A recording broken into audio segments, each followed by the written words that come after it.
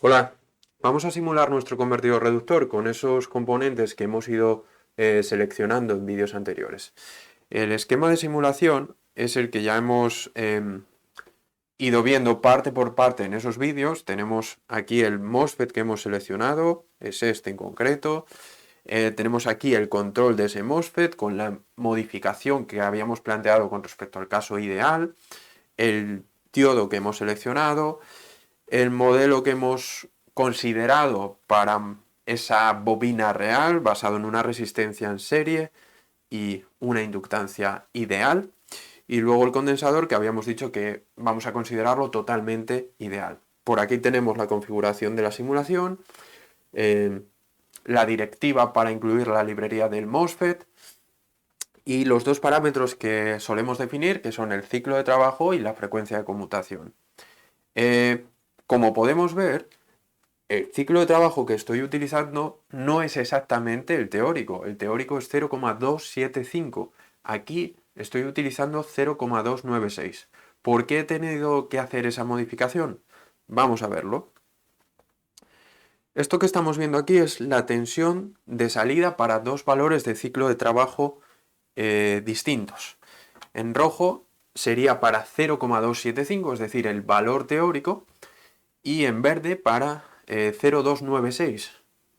¿Por qué he hecho ese cambio? ¿Por qué he pasado de este ciclo de trabajo a este? Porque si nos fijamos en la tensión de salida, cuando estoy utilizando el valor teórico, no llegamos a la tensión de salida objetivo, que es 3,3 voltios. Así que he tenido que ir incrementando el ciclo de trabajo y comprobando qué tensión de salida me sale hasta llegar a esos 3,3, y el resultado es este de aquí. ¿Por qué ocurre eso? Eso ocurre porque ya estamos incluyendo modelos de los componentes que incluyen no idealidades. Por ejemplo, pues pérdidas de conmutación, pérdidas en conducción, tenemos la caída de tensión en el diodo cuando conduce, la resistencia que tiene la bobina, etc. Entonces eso hace al final que lo que nosotros hemos estudiado de forma totalmente ideal no se corresponda exactamente a lo que nos ocurriría ya no en la realidad, sino en esta primera simulación con componentes próximos a la realidad. Bien, a partir de aquí vamos a ir viendo las formas de onda, como ya hicimos con el caso de simulación ideal, y centrándonos sobre todo en qué diferencias identificamos.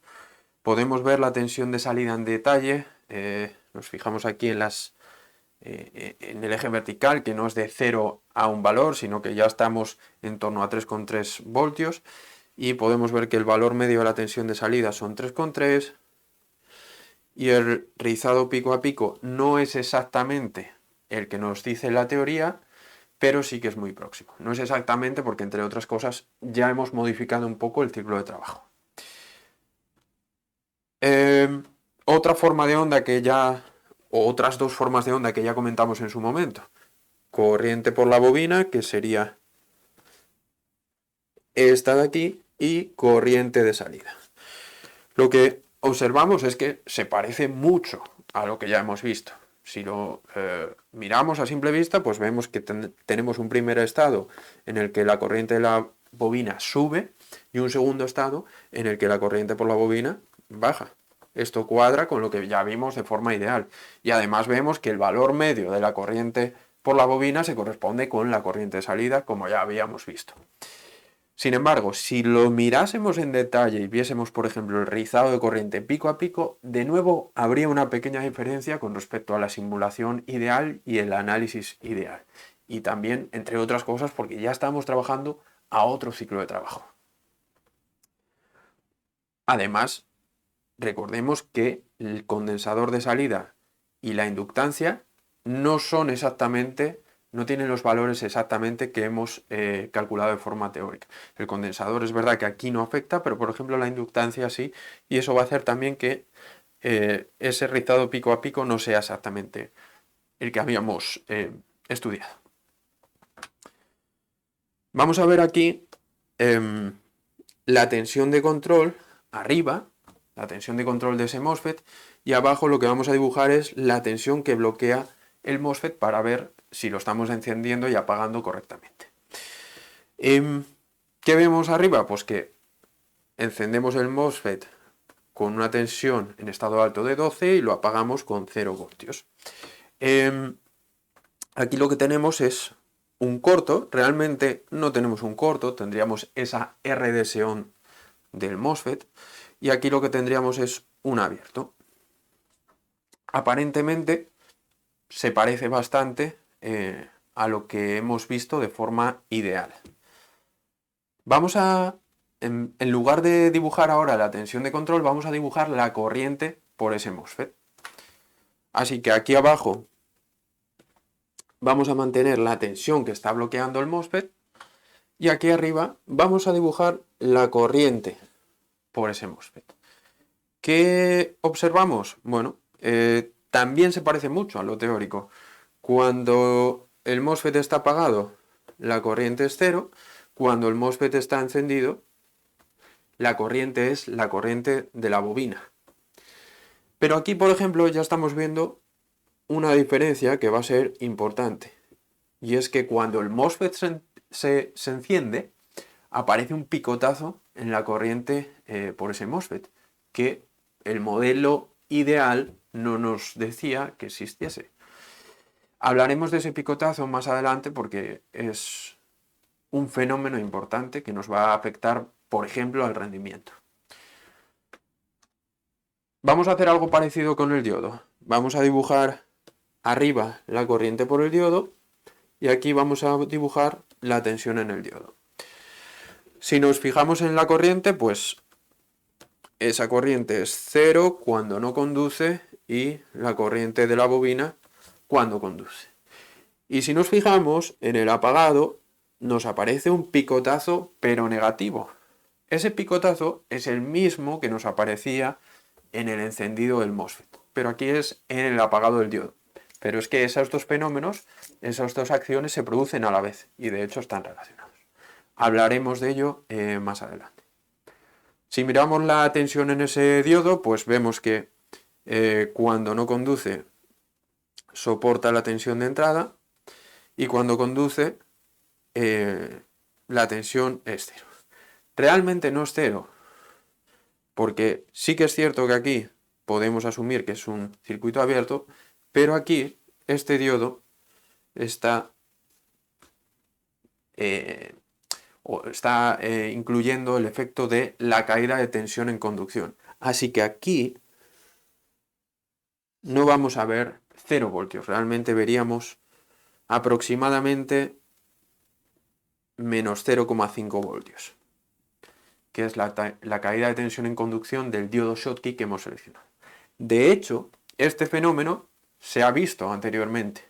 Si volvemos atrás, en esta tensión que está soportando el MOSFET, también vemos ese fenómeno, porque en esa situación lo que está ocurriendo es que el diodo está metiéndonos esa caída de tensión, el MOSFET está bloqueando la tensión de entrada, vamos a poner por aquí 0,5 voltios, así que realmente lo que está bloqueando el MOSFET es la tensión de entrada más lo que cae en conducción en el diodo. Así que en lugar de 12 voltios veríamos 12,5 voltios.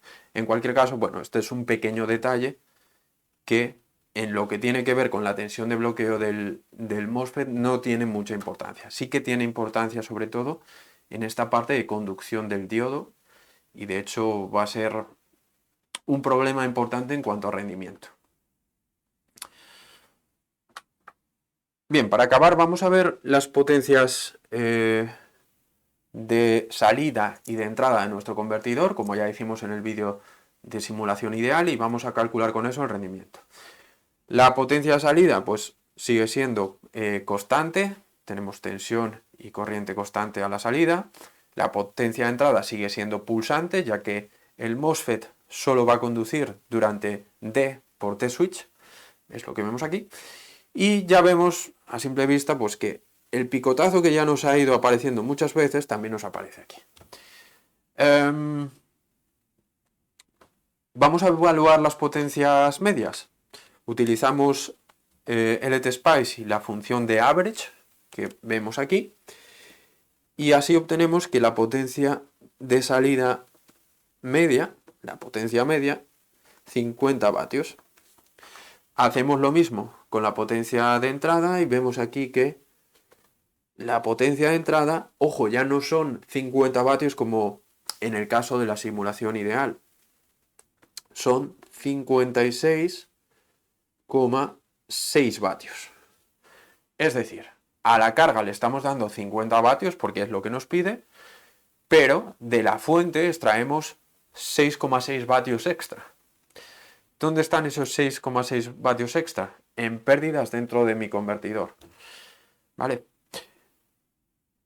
Esto hace que si evaluamos el rendimiento como potencia de salida partido de potencia de entrada, lo que vamos a ver es que, ese rendimiento es del 88%. Ya no es el 100% que nos decía la simulación ideal o 99, un valor alto por ciento. Bien, bueno, pues vamos a dejarlo aquí. Hemos ido viendo, o la conclusión a las que hemos llegado es que todo se parece mucho, pero hay pequeñas diferencias. Esas pequeñas diferencias que vemos en las formas de onda con respecto al análisis teórico, precisamente es lo que explica esos 6,6 vatios extra que estamos consumiendo. En los próximos vídeos vamos a ir viendo paso por paso dónde tenemos esas pérdidas de potencia. Venga, un saludo.